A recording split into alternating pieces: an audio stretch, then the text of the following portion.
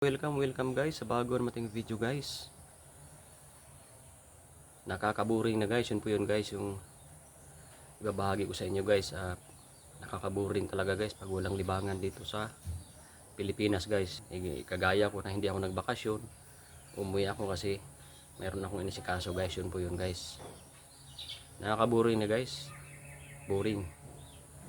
Kaya may gagawin po tayo guys, may gagawin pa ako guys para hindi maboring guys. At saka hindi mabawasan yung ating ipon masyado guys, yun po yun guys. Yung kunting piranggot na ipon guys, kung ikaw nandito sa Pilipinas no OFW, diskarte para hindi masyado mabawasan yung piranggot na ipon natin, na maliban lang sa mga malaki sila. So guys, kunti lang din guys. At saka saludo pa ako guys sa lahat ng mga OFW, lalo na dyan sa Middle East hard country, yun po yun guys. At sa lahat ng mga OFW. Okay guys, alam nyo naman guys, yung Middle East hard country po yan. Mabuhay po tayo mga OFW guys. Okay guys, sana tapusin mo yung panoorin tong video na to guys, para mayroon kang mapupulot guys na kunting kaalaman guys. Isa mga experience ko rin guys na ibabahagi ko rin. So guys, nakakaboring talaga guys. Nakakaboring guys. Pero bago ko ibabahagi yung yung aking experience ngayon na boring guys. Ako nga pala si Diyos Dado Alaman, dating OFW, ngayon andito na sa Pilipinas guys dahil mayroong inasikaso guys. O kaya hindi pa ako makabalik guys kasi mayroon akong inasikaso guys. Yun po yun guys, kasi mayroon pa akong inasikaso. Yun po yun, kaya hindi po ako makabalik guys. Importante guys mahalagang inasikaso Okay guys, andito tayo nga sa probinsya guys. Yun po yun guys, probinsya guys.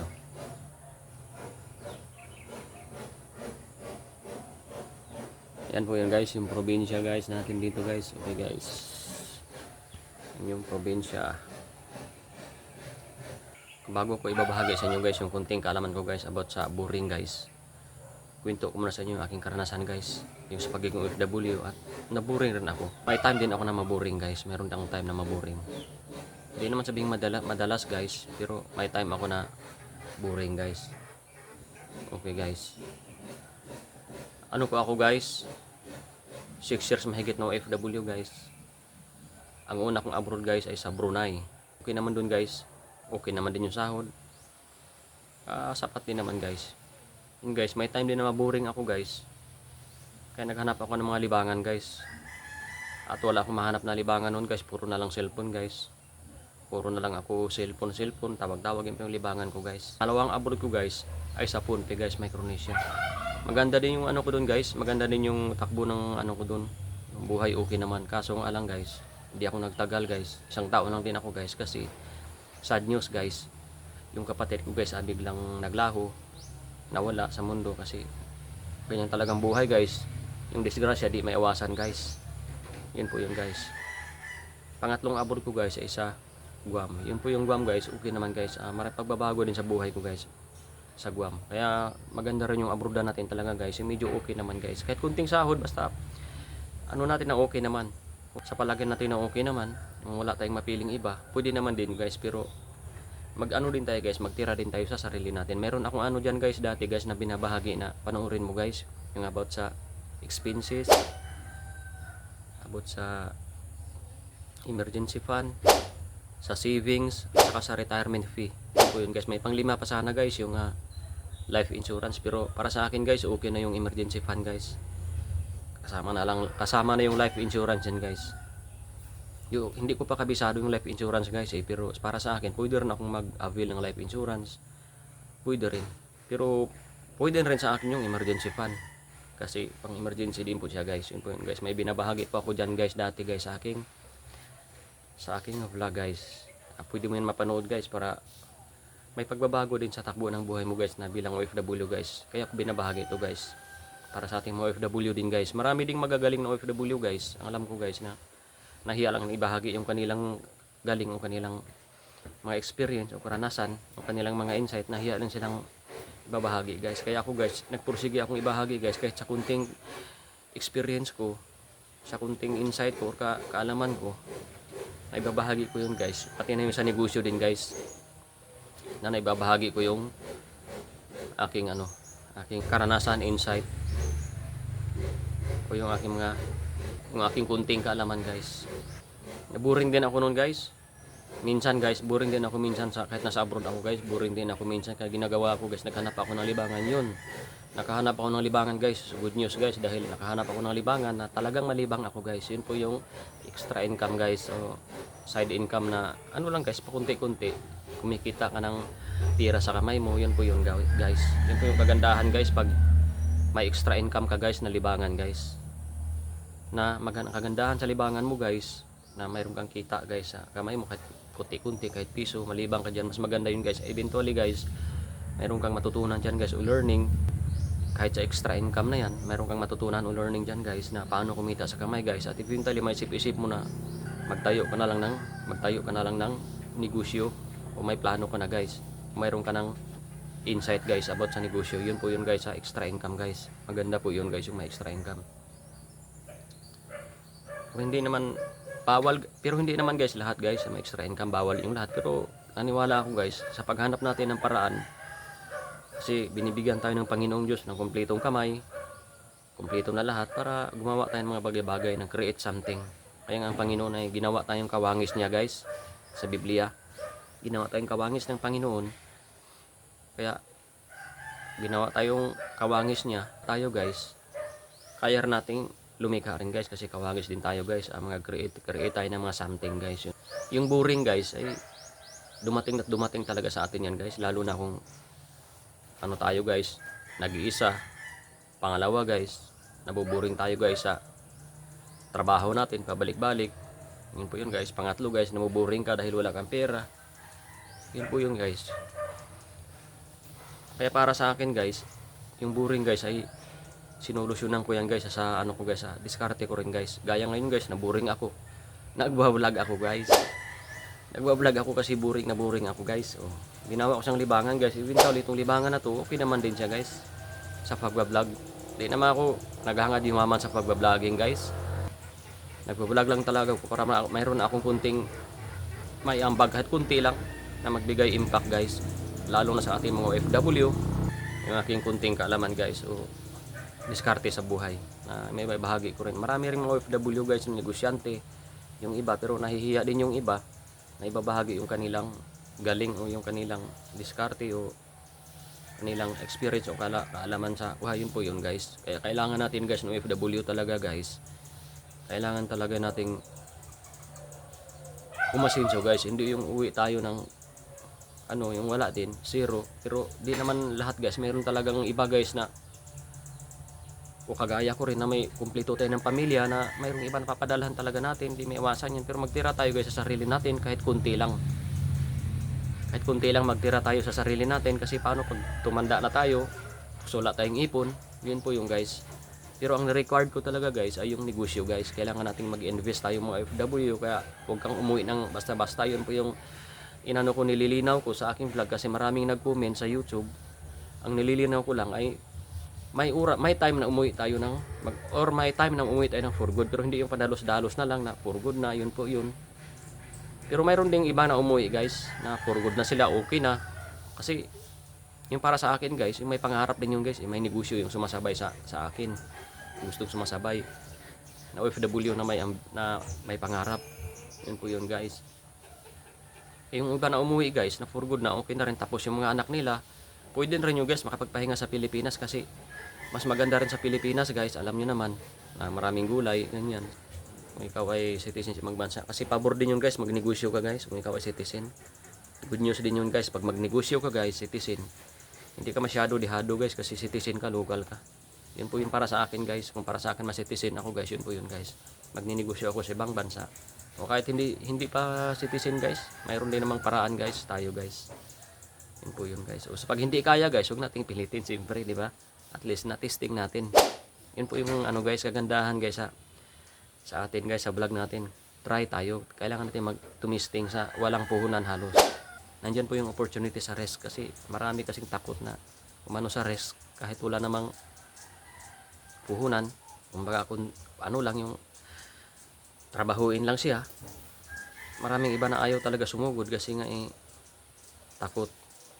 Kaya guys, ang promote ko talaga guys sa ating mga FW ay magnegosyo tayo. Yun po yan guys. Ako guys, walang negosyo, extra income pa lang guys. Pero guys, naniniwala ko starting yan dyan guys yung extra income na marami kang customer, starting yan dyan. Ito po yung pagsisimula ko guys. Kung ibigay man ng Panginoon guys na asinso ako guys, hindi much better. Alam nyo naman guys na ang sa asinso sa akin, mayroon akong topic dyan ng ampera. Money is paper nga guys, ika nga ampera.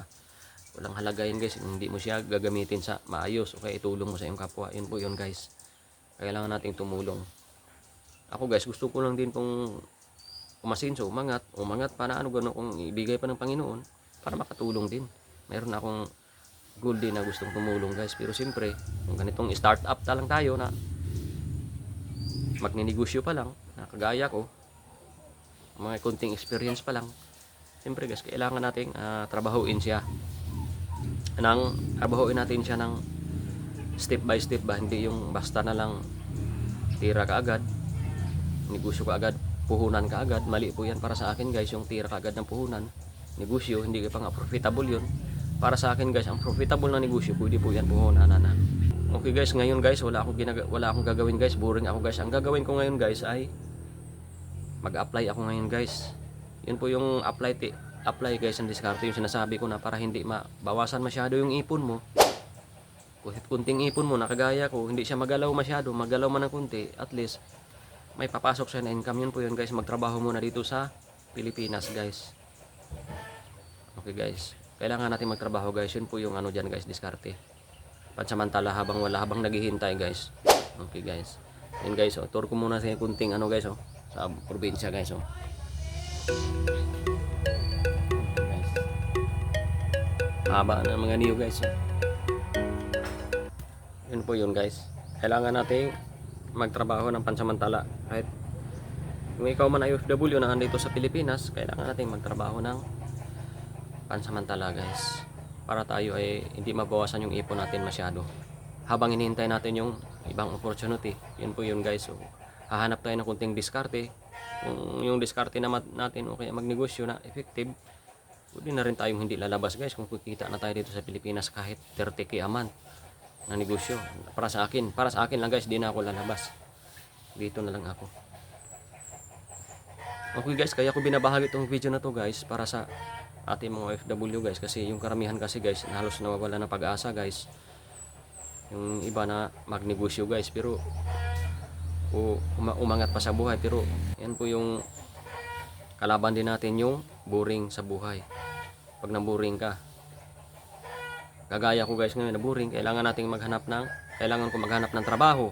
Andito ako sa probinsya para may kunting ipon ka, hindi masyado magalaw guys. Yun po yung diskarte guys, kasi kung hindi ka magtatrabaho guys, hayaan mo na lang yung panahon, wala guys, mawawala yung ano mo guys, pira, wala ka nang, yun nga guys, magbibigay din ng yung ipon natin, nagbigay din yan ng peace of mind guys. Yun po yun guys sa buhay, kaya kailangan nating magtrabaho. Alis na ako ngayon guys, mag-apply ako sa aking skill. Kung anong skill mo man, pwede ka mag-apply dito pag uwi mo sa Pilipinas, pwede ka mag-apply. Kung babalik ka pa, pwede ka mag-apply. Habang wala pa, samantala mayroong papasok sa'yo na pera. Yun po yun guys, kasi madaling maubos ang ipon. Yun po yun guys, binabahagi ko guys. Kailangan nating mag-apply o kaya magnegosyo. Ang the best talaga guys ay magnegosyo tayo. Kaso lang, hindi pa time para sa akin, kasi ngayon nagasto ko yung pera. Ang pagkakamali ko yung pera na yun, nagasto ko siya sa binili ko ng importanteng bagay din, kaya nagasto ko yun imbis na pang negosyo na sana. Yun yung kamalian ko guys. Pero sa sunod, talagang ayaw ko na mag-abroad guys, gusto mo nang mag-for good, yun po yun guys. Kailangan may income na tayo dito sa Pilipinas, kahit kunti, kahit 10k income, mayroon ka na, mabuhay ka na yan guys. Pang bigas natin sa Pilipinas, o kaya 20k, mas better 30k income a month. Mayroon kang ano dito, mayroon kang source of income aman. Yun po yun guys. Pwede na rin tayo guys mag-for good. Pero kung ano guys, uwi tayo guys nang wala nang problema, for good na rin yun guys. Matawag ko na rin for good yun. Kung wala nang problema, siyempre wala ka nang ginagastusan for good na rin. Pero para sa akin, gusto ko pang umangat. Yung mga gustong sumabay sa atin guys, sa akin, may pangarap pa tayo guys na magnegosyo. Yun po yun guys. At saka kailangan nating mag-iingat sa abroad guys, sa ibang bansa guys. Mag-iingat tayo sa sarili natin, alagaan yung ating kalusugan, kasi ang kalusugan ng puhunan natin. Kasi kalusugan natin ay hindi maganda, hindi na tayo kukita ng pira sa ibang bansa guys. Mahirapan na tayo. Yun po yun guys, alagaan natin guys. Okay guys, Salamat sa panonood ng video na to guys. Huwag kang mag-alala guys kung boring ka ngayon guys, kung ikaw ay boring. Nakagaya ko ngayon guys, oh, boring ako guys. Kaya mag-apply ako guys ng trabaho ngayon. Para hindi magalaw yung may kunting gapiranggot na ipon guys. At saka umuwi ako nung December 6 guys. Umuwi ako nun. Mag 3 months na ngayon mahigit guys. Nakaboring na rin guys eh. Ay hinihintay ko lang yung ano ko guys, yung mayroon lang akong problema na inaayos. Kasi mahirap din talaga iwan ko pag wala ako. Yun po yun guys. Kaya saka ako babalik guys sa ibang bansa uli. Gusto ko pang bumalik guys. Kasi nagasto ko yung pera guys. Yung pang negosyo ko na sana. Nabili ko itong alam nyo naman. Yung pagkakamali ko guys. Malaking pagkakamali ko yung pera na yun nabili ko. Okay guys. Kagandahan guys. Pag nandito ko sa Pilipinas. Pagkatapos mo magpahinga. Magtrabaho ka guys. Yung ipon mo hindi siya masyadong mabawasan guys. Mayroon kang pang araw-araw na income. Habang naghihintay ka pang bumalik. Yun po yun guys. Kung okay lang din guys, kung magbakasyon ka, mas better din naman, okay din naman. Tapos apply ulit. Pero para sa akin, kailangan ko magtrabaho muna kasi college na yung anak ko, alam niyo naman. Hindi pwedeng pa hilata. Kailangan ko magtrabaho para may pumapasok na kahit kunti guys. Para kung babawasan mo yung ipon, kunti lang mabawas. Yun po yun guys, yung aking diskarte guys. Okay guys, ang trabaho ko nga pala ay isang heavy equipment operator. Mayroon akong group link dito sa video na to na ilalagay ko guys. Na pwede mag-join yung iba yung gustong matutong mag-operate sa heavy equipment operator. O kung ano mang o yung mga magaling na guys na pwede maglapag ng kanilang experience dito sa ating HE operator, heavy equipment operator malupit group dito sa ilalagay ko na ano guys na group natin guys. Para guys matuto yung iba at saka yung mga magaling, kailangan nating may ambag din tayo para sa ating kapwa, matulungan natin yung ating kapwa para nakakatulong tayo guys. Masarap sa pakiramdam guys pag tumulong tayo guys. Okay guys, maraming salamat sa panonood ng video na to guys. Kung nagustuhan mo tong video na to guys, pwede mo akong i-like, comment, and share sa aking video or subscribe sa my YouTube channel bilang salamat na rin guys. Okay guys, maraming salamat sa panonood ng video na to guys. Mag-apply pa ako ng trabaho ngayon guys. Pupunta pa ako guys ng Pulangko, mag-apply ako ng trabaho. Kasi naburing na ako guys eh. Dumating din time na board na talaga ako. 2 months pa nga lang board na ako eh. 1 month pa lang eh. 2 months mga ganun na board na ako ngayon. 3 months na. Mahigit. Kaya kailangan ko mag-apply guys kasi kinakain yung ipon natin ng kunti-kunti lang eh. Dandahan ng wala. Kaya guys, kailangan nating mag-apply para meron tayong pang bigas-bigas. Yun po yun guys. Okay guys, maraming salamat sa panonood ng video na to. See you my next video guys. Bye. Ciao. See you my next video.